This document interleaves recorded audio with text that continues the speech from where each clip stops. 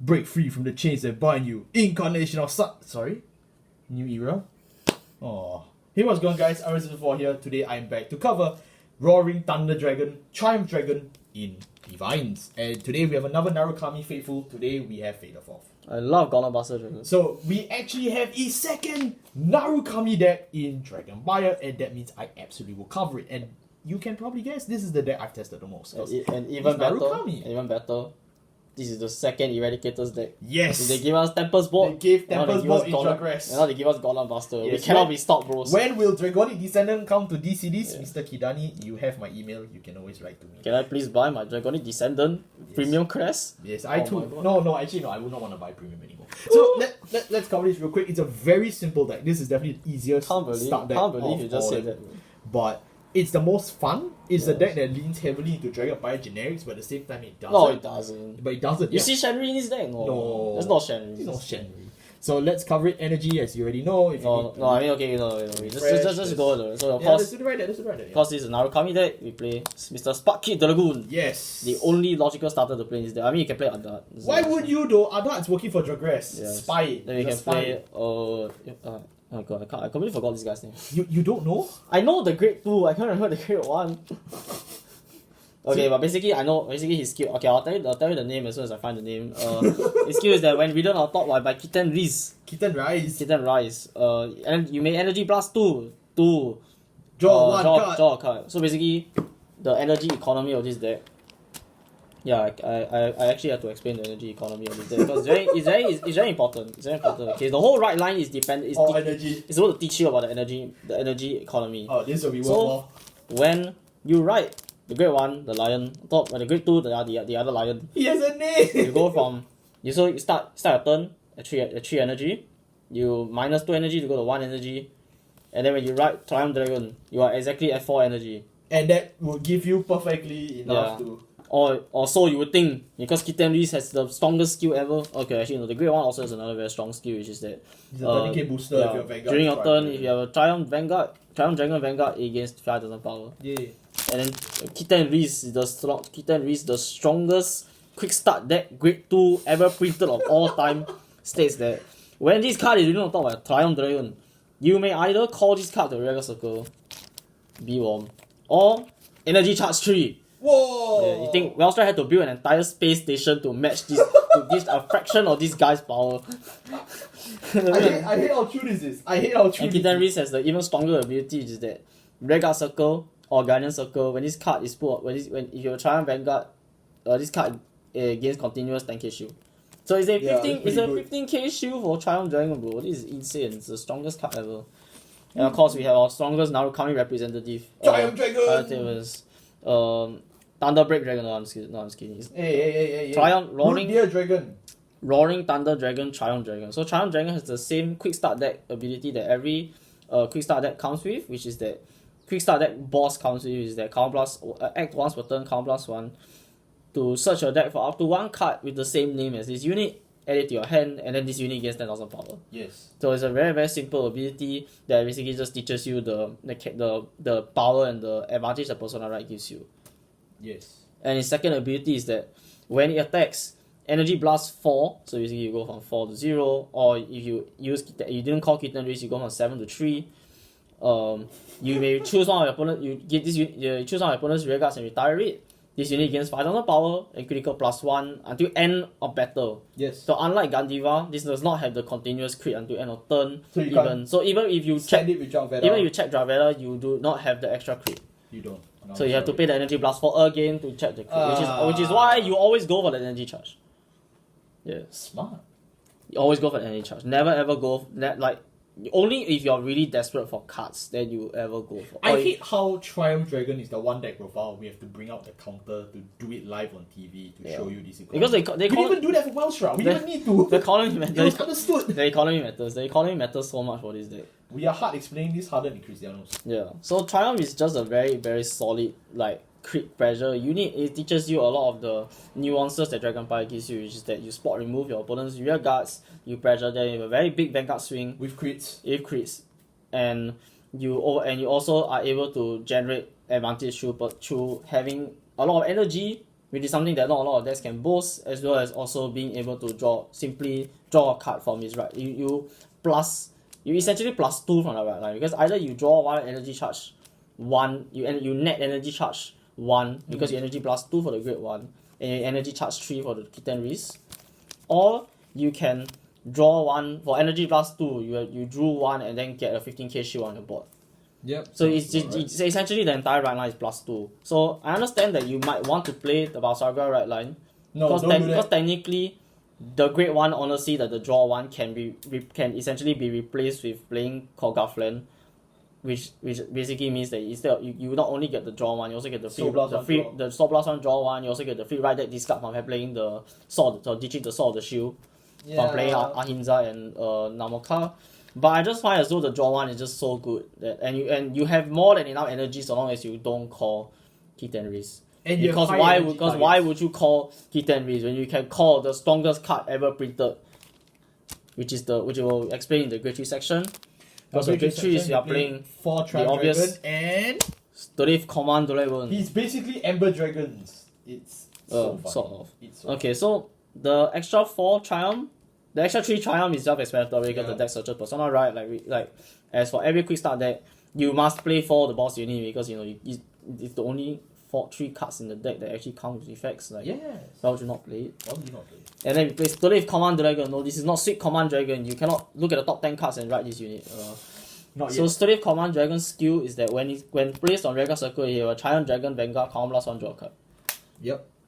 Yeah. It's harder halfway. You know a card that also has this skill, it's harder halfway. You know what rarity is it? Triple rare. Triple rare. So Strafe Command is literally just Column Blast 1 to Column Blast 1 to net 0 his on place. It's not at net 0, it's +1 because the guy is still there. Yeah, the bitch is still there. And then his skill is that when he attacks, you may Soul Blast 1 and he gains 5000 power. So it's the same as like a lot of the QSD grade 3s where they have this skill to give it power. So it's 18k beater. But if you Soul Blasted a Roaring Triumph Dragon from your Rega Circle, this unit gains critical +1. So if you go turn 3, he's an 18k beater. If you go on turn 4, and if you Persona right, which you will, he's a 28k beater with 2 crit. Yes. On his own. What the fuck? Which means you can then just pass the crit to the other column and then you have 3 2 crit columns. So you can 0 to 6. Technically. This is Zorga Solitaire. Yeah, so you basically this is like sort of diverging from the direction that I thought that this deck was gonna go, because instead of teaching you the mechanics that Kagero Narukami will usually teach people, which is to hard control your opponent's resources by neutralizing their board. Now you're just neutralizing their hand because if they can't guard, they die. Yes. People die when they reach 6 damage. Yes. And except Greedon. Yeah, and also people die when their Counter Blast denied. A lot of decks, even meta decks in this format, will fall to just a smart player that knows how to CV deny. Which Triumph Dragon can CV deny very easily because a lot of his attacks are 2 crit. You can zone them out pretty fast. Yeah. It's almost like playing a force deck. Yeah, but as with Narukami as a whole, you yourself die to control. Yeah. So you have to be very careful about when you commit Strafe Command, because he can be very decisive in terms of ending the game. Definitely. Especially if your opponent doesn't know what your deck does. Definitely.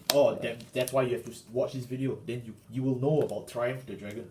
Yes. Grade 2s, Kitten Rise, 4 copies of Latifa. Yes, Latifa is back to spread the good word. Directly to Latifa. 4 copies of Dragon's Blazing Special BBQ Meat, and 3 copies of Defensive Roar. Yeah, so we'll just go over the cards. The older, so Kitten Risk, of course, is of the right deck. I already explained why he's probably the best grade 2 right deck. The best grade is I start with the Osra largest grade 2. The quality, but honestly the energy charge 3 is something that not even the booster set great foils can even say that they do besides Christian. Yeah, I have no idea why they give Kitten Rise just energy charge 3, like hello? Yes, okay, then we go with little Latifa. Yes. So Latifa's ability is that when she's placed on Rega Circle by anything other than a card ability, so that means that you can play it from hand or you can play it through order skills, which will be very important. Soul Blast 1. If you play a normal order this turn, you may Soul Blast 1 to look at the top 5 cards in your deck and call 1 card that is the same grade or lower as your Vanguard. Amazing. Yeah, so it's literally a +1 for Dragon Empire, which is like unheard of. It's a +1 for Dragon Empire. It's a +1 for Dragon Empire. And then when he attacks, Yes, if you attack a grade 3 or greater target, it gains 5k for every open circle in the same opponent's column. In the same column as the opponent. So, like for example, if she attacks and you've retired all of your opponent's open rearguard circles in that column, she will gain 10,000 power maximum. So that means with Persona, right, she goes up to about 30,000 power, and then if you boost, it's 38 plus. Latifa is someone that we've already introduced from our Dragonic Kaiser Forbidden deck profile, so she's definitely no stranger. But she definitely is still able to be played in decks that do spot and order package. Yeah. And that is exactly what we are doing, because we also play 4 copies of specialty Mountain Grill Fire Dragon's Breath Wind. I just want to take a moment to say this is the best art in DZBT01. I think it's very nice that we finally get a first person view of an art like in any Vanguard card, period. And I've been playing this game since 2011, so I can tell you.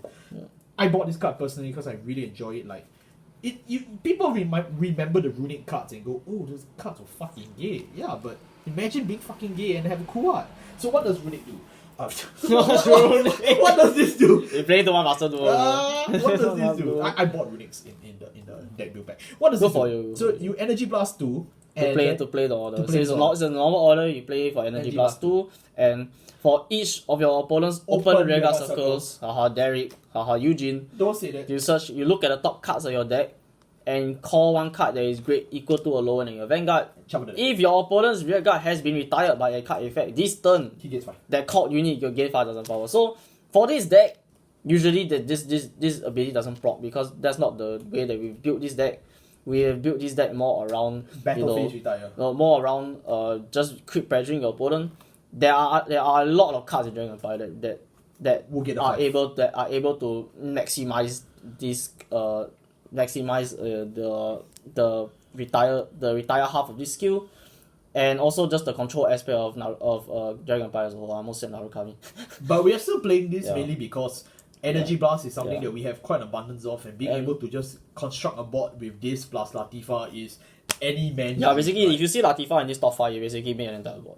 Yeah. Because Latifa just doesn't need to be caught by a card effect, right? So so order counts from hand counts. Order counts from hand. So yeah, exactly. Yeah. No, as in either you call it from you call Latifa from an order, it counts. If you call Latifa from hand, it also counts. Her skill also works. Right. You just can't call it from another card's ability. So let's say you can't call Latifa from Latifa. Yeah, that's true. Wow, that's pretty good. Yeah, and this is one of the best generic orders that Dragon Empire has. I guess the only other order is a serious fight. Because it's basically just spot removal. Defensive Raw. Okay, Defensive Raw is an exception because it's the Blitz order. It's the Blitz order for this deck. And it's really good, by the way. Yeah, basically Defensive Raw is a Blitz order. Is a grade 2 Blitz order, so you can only play when you're grade 2 and above. Surprise. And basically it states that you choose one unit on your Guardian Circle that is a non-Sentinel, if I'm not wrong. And against the following ability that on Guardian Circle it gains 10k power. Against the red text that at the end of the battle that this unit guarded successfully, you bounce that card from your Guardian Circle back to your hand, and that card on Guardian Circle gains 10k shield. So instantly, just now we said Kitten Riz is a 15k shield, you just become a 25k shield. That also goes back to your hand for the rest of the turn. Wow. And there are a lot of cards that are non-Sentinel series that I have really high shield that you can then loop because of Defensive Raw. So not only are they become even bigger shield, you also get to loop them as well. Yeah. So people complain that D doesn't have defensive mechanics. This card came out in DBT11. Before the whole rant for defensive mechanics came out, Defensive Raw is one of the strongest defensive cards in all time for Dragon Empire, and you will be crazy not to run it in a deck that is designed. The defensive mechanic for Dragon Empire is Denial Griffin. Oh, everyone knows this. Oh, what about my Impede Dragon? Okay, our grade ones we play. What's this guy's name again? It's been like 10 minutes since we started this video. I have no idea what. Play 2 copies of Garnet, 3 copies of Fudoshi Madoka, play 3 copies of a brand new double rare, the Persona Right cycle-ish thing. 4 copies of Balanya, a good friend from Mr. Gantiva, and then we play 4 perfect guards. Oh, I remember his name now.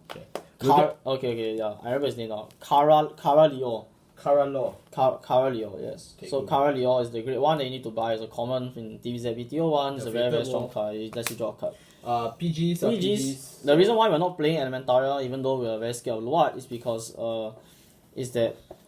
because we're already playing a Blitz order Yeah. You generally don't want to, unless you're playing like Lascaria. You don't have the option to play 2 Blitz orders in a turn, so you generally don't want to play Elementaria, even in the face of Jack Strider. Yeah. You just want to play your regular 4 perfect guards that you can That's then use it anytime that you want, and it also has the effect. It's also because the effect PG, of course, it's never bad. Yeah. Okay, of course we play the strongest Gardiva support, Balania. Yay! $1 card.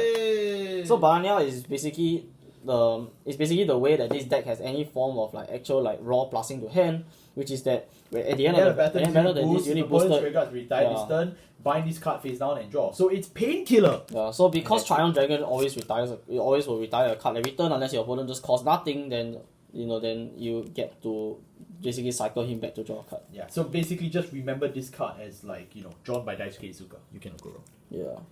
And then we have this is an interesting one. A very important card for this set that came out in the DZBT01, the Fated War, which is oh my god. Do you know this card's name? Yeah, okay. Dancing Princess of Beautiful Flames, Orpha.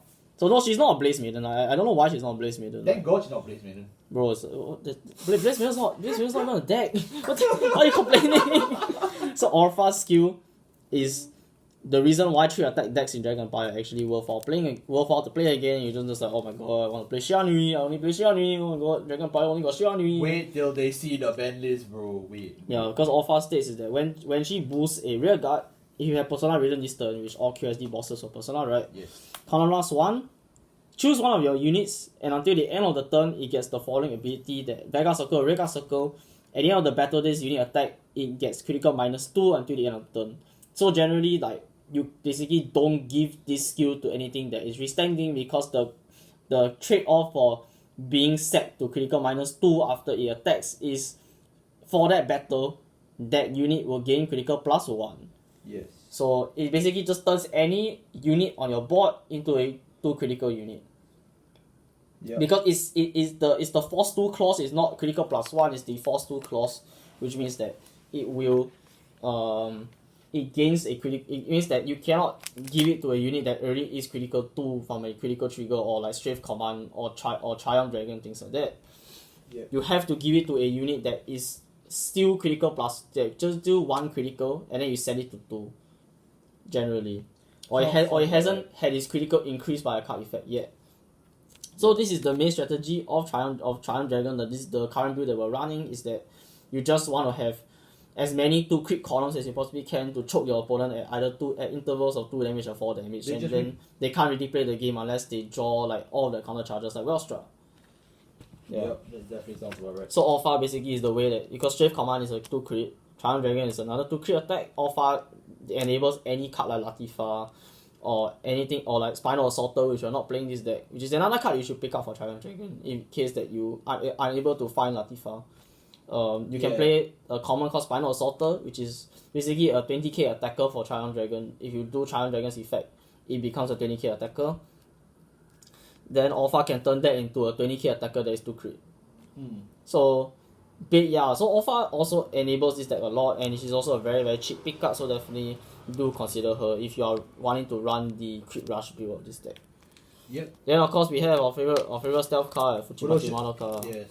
So this card, very simple. If your opponent has 4 more cards in the drop zone, he gains 2k power, 5k shield. If 8 or more, he gains 5k shield. So basically, he can go up to about 15k shield. 10k booster, 15k shield. As long as you keep retiring, playing the game right with defensive roll, you can loop him very strong. I mean, most decks also want to speed run their drop because decks like Stoichia need to see a lot of cards in the drop. For their milling. Cards like Youthberg go through their drop zone a lot because they soul blast a lot of cards. So generally, like, your opponent will just naturally fulfill this condition for you unless they're playing Gardiva. Who? Then of course, Garnet very because simple. you play Jewel Beast Garnet. Garnet, when placed on Rearguard Circle or Guardian Circle, you remove 2 cards that came from your right deck, and you can trigger one of the effects based on where it's placed. If it's on Rearguard Circle, it draws. It's the simplest effect, just a +1, which is really good. And you burn through a lot of soul in this deck, so there's no issue.